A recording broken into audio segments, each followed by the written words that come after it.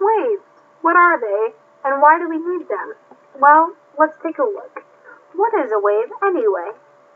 A wave is classified as something that transports energy without transporting matter. Well, that's kind of ambiguous, so let's give you an example. Let's look at a basketball crowd. When the mascot gets up and gets everyone to do the wave, what happens? Well, you raise your arms, and as your arms come down, the next person's arms go up.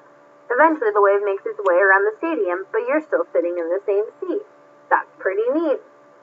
The initial energy from the wave started with the person next to you, but their excitement and enthusiasm made you get excited, so your hands went up, and your enthusiasm made the person next to you raise their hands, and so it goes.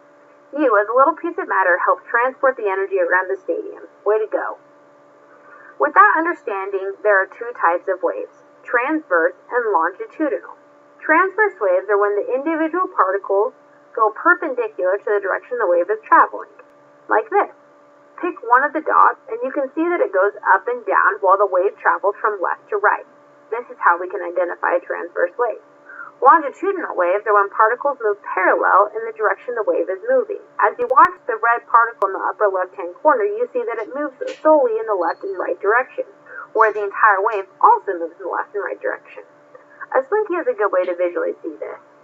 As one of the rings moves a little bit from the left to the right, it pushes the next ring a little bit more to the left and right. And as that continues, we get compressions in the slinky that allows the wave to travel in the left and right direction. While most waves are either transverse or longitudinal, sometimes they move up and down and left to right along the surface of two different materials or mediums. These are what we call surface waves. This is what you'd be able to surf on.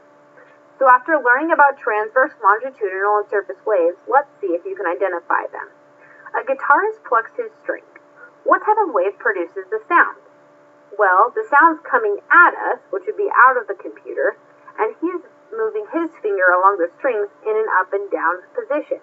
So that would be a transverse wave, as the strings move up and down, but the sound travels perpendicular to the guitar. An earthquake has occurred in Reno, Nevada. All of a sudden in Provo, Utah, you start to feel the ground rock. What type of wave is this? Well, let's think about it. The Earth has many different layers. So as the energy from the center of the Earth travels, it hits different densities, which would be a surface wave. Wow, that's pretty neat. Well, what about sound? If you've ever been to a concert, sometimes it feels like the ground is vibrating, or sometimes it's even the air is vibrating. Well, I can't expect the singer's air to get to my ear, but I can expect that his air would hit the particles in front of his, and they would hit the ones in front. This would create a longitudinal wave, where there's compressions or vibrations in the air that allow me to hear. So air would be a longitudinal wave. Next time you go to a concert, you can think that.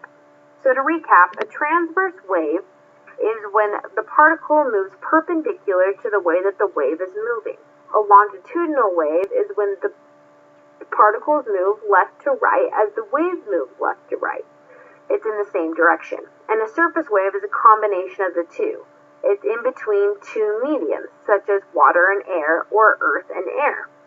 It allows the surface to move in a left and right and an up and down position.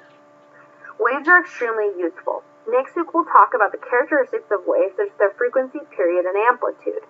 We hope that you've been able to understand more about waves and their functions. Please subscribe below.